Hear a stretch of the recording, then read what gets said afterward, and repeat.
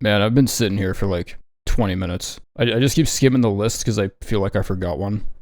Pretty sure I got them all. Okay, this coffee tastes like garden soil. I think someone tried to grow a plant in this cup.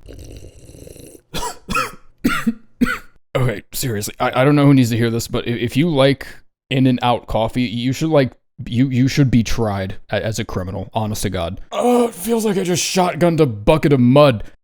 Holy shit. Alright, what's the video again? Body buffs. Stack them like the cups. The cup game everyone was obsessed with like 15 years ago. You know the one I'm talking about? Yeah, you know the one everyone knows what I'm talking about. God damn it. Okay, I'm not doing the whole script with the sludge in my throat. I need to go fix a problem. Are you a person who values their privacy on the web? Don't want your ISP to get away with selling your data? This is Morgott McDee's bandwidth, and I'm waging war on data brokers, forced arbitration, and public Wi-Fi. This whole industry is filled with shitbags that want to sell your data, take advantage of your vulnerability on public networks, and restrict access to their products until you check a box saying they can shove it in as far as they wanna. NordVPN double encrypts all your personal data, and it comes with a couple extras like a threat protection feature that helps you pinpoint dodgy Discord links, and a dark web monitor that combs through deeper parts of the internet for any of your leaked info. Snag that 2-year plan using my link in the description and pinned comment, and you'll get 4 extra months of service on top of that as a bonus. If you find yourself stranded in a Czechoslovakian gas station with a manager who wants to sell your kidneys, and your only hope of escape is their public Wi-Fi, a secure VPN is the only correct answer. When you download it, it's literally as simple as just pressing connect.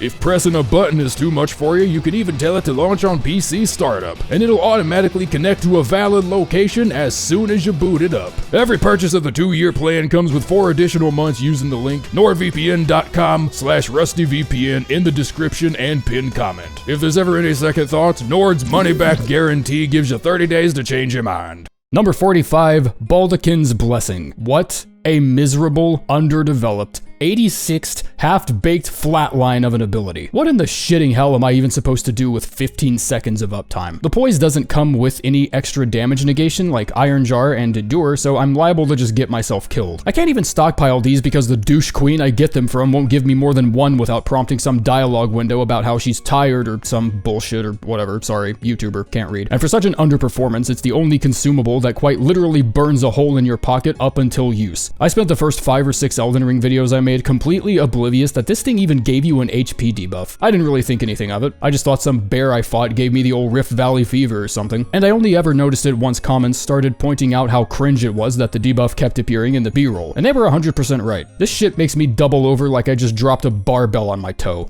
Number 44, Vyke's Dragonbolt. Visible excitement stretches across my face when I run into another list where I get to just slander this bitch for a few seconds to nearly unanimous agreement. The only way you can really get away with this is by using another body buff immediately after to get rid of the damage negation penalty. And even still, you're only left with a shittier Electrify armament that's 20 seconds shorter and needs more FP. The equip load bonus sounds like a mere prototype of a talisman buff that already has a more powerful effect without the negation penalty and an infinite duration since it's a talisman. I know they stack and whatever, but aren't talisman effects supposed to be weaker to compensate for the fact that you can just, strap them to your belt and go? Isn't that the whole point? Why am I finding better bonuses on a talisman with a duration that doesn't expire than a 70-second reiteration of an objectively more efficient buff that implicitly, jokingly insinuates the previous tarnished may have fucked a dragon once? Is that the only reason this is even here?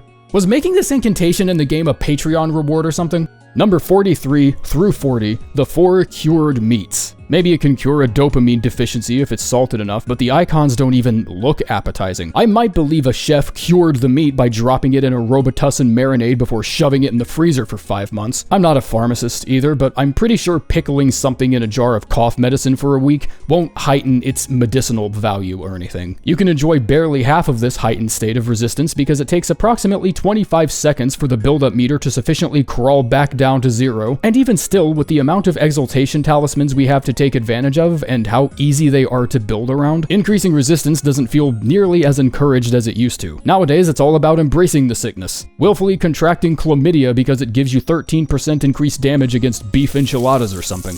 Number 39, Fire's Deadly Sin. An incantation with a title that goes this hard makes me think I should be exorcising demons with such a powerful flame. I should be generating enough heat to power Night City with that kind of name, but all I get out of it is a little tickle of fire damage every so often that, memeing aside, continues to be one of the best incantations on Frostbite builds. Resetting Frostbite is a contagion, and Fire's Deadly Sin was patient 0. This is the epicenter of the disease that plagues us to this day. There was a point in time where nobody could shut the hell up about how underrated it was specifically for this reason alone. But as soon as you cross out that advantage and look anywhere beyond this very particular niche, there's pretty much nothing to be found as far as the eye can see. Number 38, Electrocharge. Well, if we just take off the HP drain and repurpose it into another incantation, players might like it more, right? I'm fairly convinced this line of reasoning was what brought us Electrocharge, a disappointing, bag-over-the-head beer fart of an incantation that's only forced into working in certain situations because people pity its existence. None of the lightning pulses do any poise damage at all, so that whole strategy you had planned around keeping poise regen from happening by just being next to something, yeah, you can just go ahead and cross that out. You ain't doing that. The damage ceiling is absurdly high if every single lightning pulse somehow manages to hit the same target, but that's barely even a discussion worth entertaining because 1, that's fuck you, like that's just not gonna happen. And 2, not even the blessed blue dew talisman can regenerate enough FP to counterbalance the insane expense anyways. Number 37 through 34, the White Cured Meats. The only clear bang for my buck I'm getting here is that the problem where the status decay is so slow that it basically kicks the effect duration right in the pants and splits it in half is nowhere near as noticeable. I would gladly take 25 less resistance if it means close to 200% more total uptime for the effect, but the case remains largely the same either way. There are so many tools you can add to your loadout based around status procs that I would rather just make myself a 9-layer attack buff burrito by breakdancing in a pool of radioactive dragon piss while an eldritch deity rim jobs my spinal column like a half-melted Hershey bar. Number 33, Radiant Baldachin's Blessing. Just about every time a consumable or buff of any kind is tethered to such a harsh once-per-game limit, it ends up just not being worth it because there are very few effects you could realistically put on an item to justify such extreme scarcity. 35% physical damage negation is the shit. It's not just not bad, it single-handedly solves the problem most of us have with the late-to-end-game damage spike. That exact same buff effect is also something I can get from Gideon conveniently around the same time it would start to become useful. It comes with a pretty annoying hit to your flask efficiency, but you're one good talisman slot away from mitigating that entirely, so it's not like it's a huge deal or anything. Especially if you're already using that talisman, like I'm sure most of us still are. But even if it did have a truly unique effect that you literally couldn't find on any other item, the single-use one-and-done approach to its design kills any enjoyment that would have come from using it. This body buff could have given you keys to the Stark Tower and it wouldn't have mattered. Number 32 through 29, the Dried Livers. These spicy dog treats have a particularly funny interaction in PvP, where both these items and the standard Fortification Incantations only afford 10% protection, making the Dried Livers an indisputably better option in that specific environment because they last 30 seconds longer, don't require FP usage, and don't take up a spell slot. In PvE, however, the livers forever remain an indisputably worse option due to their difference in protection being so massive that I would gladly take the FP expense and the shortened duration if it meant I could use a defense buff that actually defended shit. Additionally, these are finite materials that need to be replenished or crafted in some way if you run out, and now that the Blessed Blue Dew Talisman exists, most of the arguments relating to FP expense have started showing wrinkles in their skin because of how tired and worn out they are. That FP bar of yours probably wants nothing more than a good night's rest and a reason to get up the following morning. And you with your pockets stuffed with discount dog treats just don't want to let that happen for some reason. Number 28, Light. An extra 20% anything in this game is some good-ass gravy, far from some paltry lightweight buff you found on some guy's Excel sheet to min-max a one-shot build. However, a 20% bonus to a single type of damage places you in direct competition with FGMS, which can boost 2 types of damage, both of which are multiple grades of power above this one. It's a very practical body buff to have when fighting enemies weak to thoughts and prayers like undead, ghost flame dragons, deathbirds, horned warriors, and a pretty decent, very carefully accumulated roster of enemies weak to said element, but a niche that's favored for its dispatching of borderline unanimously hated enemies doesn't stop it from being a niche. It's still not nearly as universal as FGMS, the Bloodboil Aromatic, and even shorter length consumables like Exalted Flesh. Much less so considering I have to pack ass all the way to the Lands of Shadow just to get it. Number 27, Ironjar Aromatic. Well, it's certainly fun when it works, most of the time. It gives you enough flinch resistance to turn weapon attacks of all sizes, up to and including the jump attacks of the fucking mausoleums, into the mere flicking of rubber bands. Torquing your physical density up to a standard only Iron Man could compete with proves invaluable in ordinary encounters that involve 2 or 3 muscly enemies with Street Fighter combos. And even a can of tomato soup could rival the damage output of your average knight so long as it's somewhere in the DLC, so it certainly works when it's supposed to. Like, there's no real debate there. Yet, against any boss that packs more punch than said can of tomato soup, the damage you're eating up is still usually way too much to make this a reliable strategy, even with the 40% physical negation, since doing so staples your ass to the floor, unable to take any evasive action outside of fat rolling. Nanomachines are fun in Metal Gear Rising, but in Elden Ring, they can only do so much. Number 26, Black Flame's Protection. I still think it needs another draft. I still think relegating a talisman slot you could be using for something else just to mitigate some annoying flask penalty that doesn't feel like it needs to be there is a shaky argument, but even I can't ignore how much weight the new Crimson Sea talisman is pulling in this regard. At 30% total improvement to flask healing, that's enough to completely eclipse the 20% healing penalty and still give you just a little extra all in a single talisman. However, this is where I begin to feel a lack of confidence in this incantation objectively, because this is the only time such a penalty is ever seen on any kind of item, consumable or spell, making its presence very awkward to build around because the only tried and true counter to this penalty is the Crimson Seed Talisman. Like, you just have to wear that shit if you don't want to deal with the debuff, period. I would have rather it just asked for a little more FP, or shit, even took up multiple spell slots. But the fact that it gives you such an awkward debuff that isn't found anywhere else in the game means I'm always going to be dealing with this weird ambivalence of both loving the damage reduction it's giving me and knowing for a mathematical fact that I could definitely be using something better.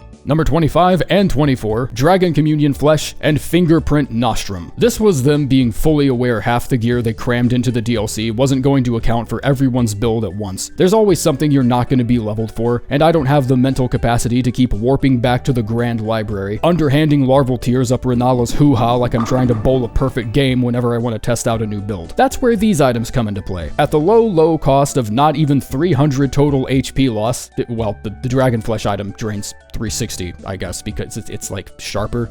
Look, how the hell do you even eat this? Look at the model for this. No wonder I'm losing health. My character is gouging their eyes out with a bouquet of shaving razors. I suppose I should stop making jokes and actually explain what the item does. So at the low cost of around 300 HP, you can boost 4 of your stats by 6, providing a rough and shoddy but effective solution to the problem you'll have when you run into a new weapon and can't even use it because your stats are somewhere else. If you need more than 6 to achieve the requirement, then get a part-time job for some extra runes or something, I guess. Number 23, Dragonscale Flesh. You want your stats boosted by 6? Well, I'm giving you 8 anyways with no difference in HP loss, so happy fucking birthday, Lucas. This item probably didn't need its own section considering I placed it right after 2 others that were identical in function, but I really just felt like I needed more than one paragraph to drive home how pants on head stupid your character looks when shoving a kitchen knife cactus down their throat for some extra stats. Speaking strictly on price paid, this must be right up there with having to admit you hugged Fia for some line art. You laugh, but this is how men trimmed their beards back in the day and it fucking sucked. Back when shaving accident was a frighteningly common occurrence on the casualty list. Something I'm sure could have been prevented if the extra vigor actually replenished the empty health it left behind, but I guess that would defeat the purpose of the HP drain. So, fuck your ritual sword build then. GG, go next, I guess. Number 22, Howl of Shabriri. Quick, Miyazaki, I need help. I made this really cool animation of the characters screaming their nuts off, but now I need to think of a buffing effect to justify it. Just take the Bloodboil Aromatic and switch the numbers. And shorten the duration. And make it cost the same amount of FP. And give it a faith requirement. And get rid of the stamina boost. Huh? Why? Isn't that just a worse Bloodboil Aromatic? Yeah, but the animation looks cool, so people will like it anyways. From Software. We don't know either. Number 21 through 18, the Fortification Incantations. Lightning, then Magic, then Fire, then Divine. These 4 were individually, carefully, meticulously measured by the exact amount of times each type of damage has made me want to punch a hole through my monitor. I don't really care about magic damage negation. I don't think a single person outside of PvP has ever cared. If you're bent backwards up your own ass so hard that you're having trouble with the magic dragon bosses, 35% less damage taken probably isn't going to help you. Lightning is a bit more of a thorn in your side once you hit Lane Dell, but its appearances in the game are fleeting and easy enough to deal with. Fire is it's fire. It's everywhere. It's a bigger epidemic than the fucking mumps. And worse yet, it seems to be the only damage type everyone just magically finds in their back pocket to use against you. Had it not been for the abundance of holy middle fingers on the hand of the DLC's final boss, I would have been perfectly content with placing fire at the top and just moving right on by. And I'm still not completely confident in that decision now because of Mesmer and his cohort of sentient blenders patrolling Shadow Keep. Number 17, Dragonbolt Blessing. The weakness to lightning damage can get away with being ignored most of the time, since this buff also affects the player's hardness, stopping you from being Sekiro'd by basic rank and file, and ultimately preventing more damage than it's going to cause. It's not by any means a boss fight buff, and it wears that shortcoming proudly around its neck because it knows it doesn't need to be. In most cases, tier 2 hardness is just enough to matter. It stops the dagger-wielding Fire Knights in their tracks, hard countering their willingness to Tekken your balls off with a 19-hit attack chain, and I guess Bale's damage is evenly split between 2 different elements of damage and not pure lightning, so I guess the 35% defense reduction only clocks in for half its usual penalty in that fight. Okay, is it obvious that I'm digging yet? Because that's what I'm doing. I'm digging. Number 16, Exalted Flesh. If FGMS enchanted my taste buds and gave me the burning aftertaste of spicy Cajun chicken, it would be the perfect incantation and no one else could make a single argument against it for the rest of time and space. Maybe it's because I never voiced these on a full stomach for audio recording purposes, but this shit just looks fucking delicious. Jesus Christ. Like, you can see the seasoning flaking off of it in the picture. But what do they even use? What kind of spices are available in this world to season food with? Someone in the Volcano Manor grabbed a sample of Rikert's dandruff and started sprinkling it on all the chicken. Fucking delicious. It's not exactly FGMS, but it's not exactly a poor man's FGMS either. It is measurably, provably worse, and I just want to make that as clear as possible. Saying Exalted Flesh requires no stat investment feels like a non-statement most of the time. I'm sorry, you will never convince me at any point in the game 15 Faith is just that out of reach for whatever build you have. Go to Mogwin Palace and pop a foul foot or something like everyone else and just get the levels. It takes literally 2 minutes.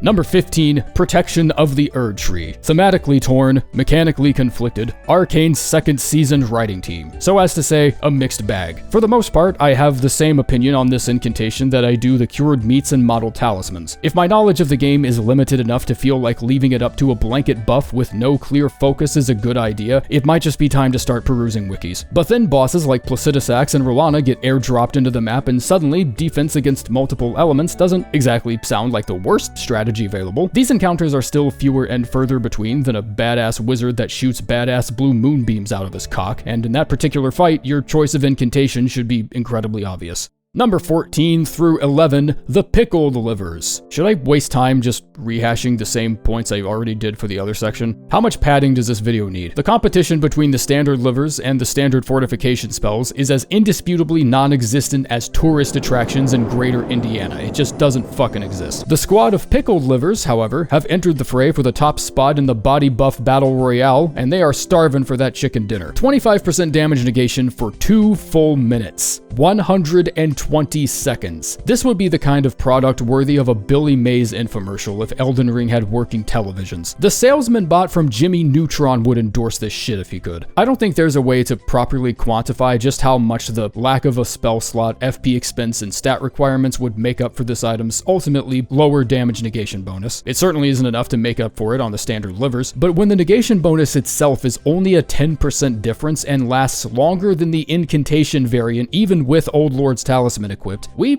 may have finally got a good fight on our hands here.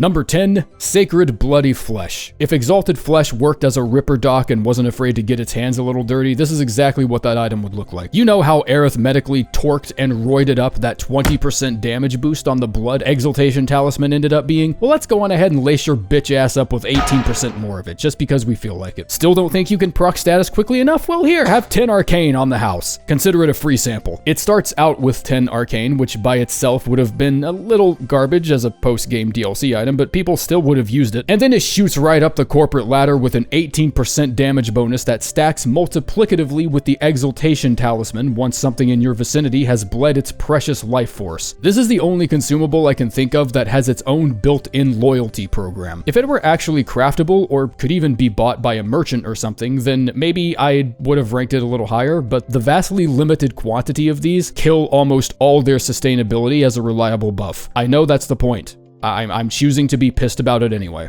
Number 9 and 8, the Boiled Prawn and Crab. There is no physical damage reduction incantation that doesn't come with some glaring drawback like shit hammering your flask efficiency, making the fresh seafood buffet charitably peddled by Bogart a real sleeper hit of a strategy. 60 seconds is on the lower end of the duration ladder considering most consumable-based body buffs have a length of 120, but it's one small side quest away from being permanently in stock for the rest of the game at an extraordinarily cheap price with zero drawbacks or penalties involved. Its only real competition is Black Flame's Protection, and not only does that require its own little chunk of real estate in your spell loadout, it also debuffs your flask healing by 20%. This is important because this is no longer a debate of whether or not it's worth it to use the Boiled Crab over BFP. You could make these arguments every so often with elemental defense buffs, but that's only because those incantations don't smack a debuff on you when they're applied. Number 7, the Opaline Pickled Liver. Wow. This item fucks. It is true that an ample majority of major encounters, bosses, and life forms that generally just want you dead are usually only packing a single type of elemental damage along with their basic physical damage output. Just about everything in the base game follows this routine, despite a couple prominent outliers. This has been a strong argument against just about everything involving damage negation versus multiple types, and I must have repeated it with such an annoyingly high frequency that they took it to heart and decided to give almost every DLC boss easy access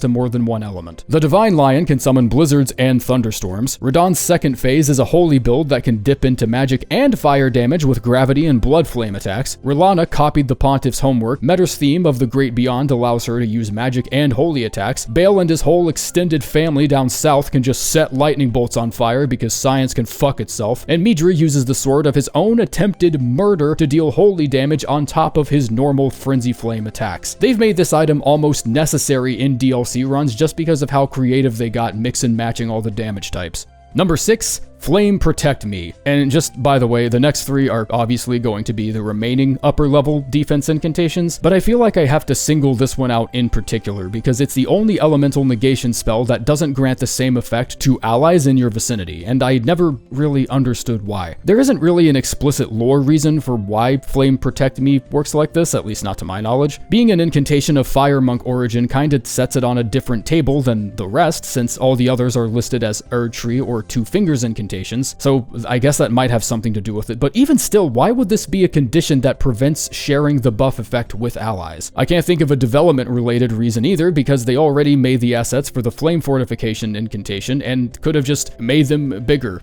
It probably would have taken like 2 minutes. This means protection of the Erdtree is the only way you can properly shield a squad from fire damage, and at the unfortunately massive deficit of 30% less negation. Numbers 5, 4, and 3, Golden Lightning, Barrier of Gold, and Lord's Divine Fortification. This is your opportunity to peek behind the curtain a little because I'm going to give you a poor man's prescript for how the order of these incantations and the others that came before it were ultimately decided. Find a list of every single source of a specific damage type, drop them into an Excel sheet, and see how many item rows each of them copy.